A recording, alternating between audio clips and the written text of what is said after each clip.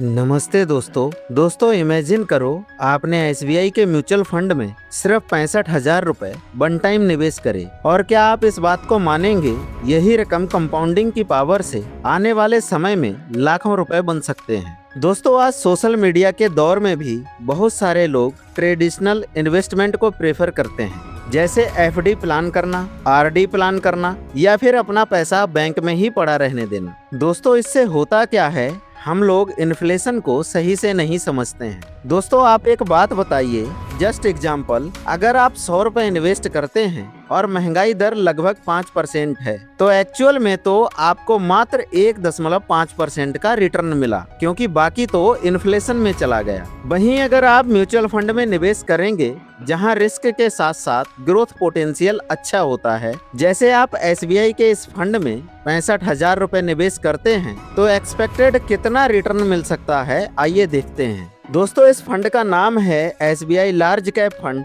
Direct plan growth. दोस्तों, अभी तक इस फंड ने अपने इन्वेस्टर्स को इस तरह के रिटर्न्स दिए हैं। इस फंड ने पिछले 1 साल में 2.72% का रिटर्न दिया है, और पिछले 3 साल में 11.66% का रिटर्न दिया है, और पिछले 5 साल में 11.70% का रिटर्न दिया है, और पिछले 10 साल में 12.84% का रिटर्न दिया है, और ऑल टाइम इसका रिटर्न 14.46% का रहा है। दोस्तों, यहाँ पर देखिए, इस फंड ने 14.46% का एनुअलाइज्ड रिटर्न दिया है। अगर इसी रिटर्न से आपका पैसा ग्रो करे, तो आपके 65,000 रुपए 10 साल में 1,85,871 का प्रॉफिट मिलेगा, और फाइनल 2,50,871 रुपए का कॉर्पस बन जाएगा, और 20 साल में प्रॉफिट 9,03,352 रुपए का होगा, और फाइनल पैसा 9,68,352 रुपए होगा, और 30 साल में प्रॉफिट होगा 36,72,022 रुपए, और फाइनल पैसा होगा 37,37,022 रुपए। और कहीं आपने 40 साल तक निवेश किया, तो आपका प्रॉफिट होगा 1,43,58,246 रुपए, और फाइनल पैसा होगा 1,44,23,246 रुपए।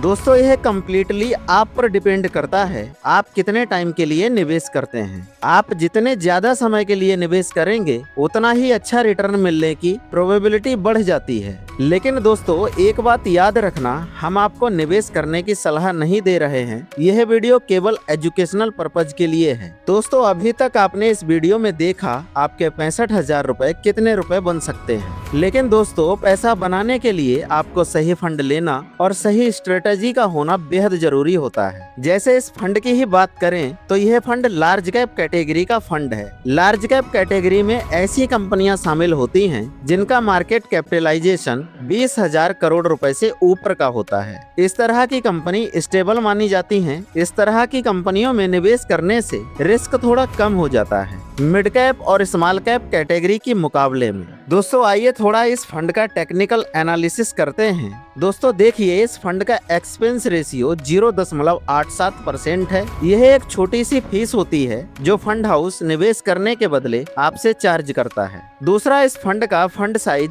53,527 करोड़ रुपए है। इसका मतलब लाखों लोगों ने इतने रुपए का निवेश ऑलरेडी कर दिया है। फंड साइज का बड़ा होना इन्वेस्टर्स के भरोसे को दिखाता है। देखिए दोस्तों, यह फंड कुल 56 कंपनियों में निवेश करता है, जिनके नाम हैं ICICI bank limited, Reliance industries limited, HDFC bank limited, state bank of India, Infosys limited आदि। ऐसी और भी कंपनी हैं जिसमें यह फंड निवेश करता है। अच्छा दोस्तों, एक और चीज है यहाँ पर जो मेरे हिसाब से आपको देखनी चाहिए। जैसे आपने कंपनियों के नाम तो देख लिए, लेकिन अभी आपको यह नहीं पता कि इस फंड ने किस किस सेक्टर में कितना पैसा लगाया है। आइए इसे भी देख ही लेते हैं। यह फंड फाइनेंस सेक्टर में 35.01% का निवेश करता है, और मटेरियल्स में 10.77% का निवेश करता है, और इंडस्ट्रियल सेक्टर में 10.30% का निवेश करता है। और टेक्नोलॉजी सेक्टर में 9.82% का निवेश करता है। बाकी आप नीचे देख सकते हो और किन किन सेक्टर में निवेश करता है। दोस्तों यह सेक्टर आपको इसलिए दिखाए हैं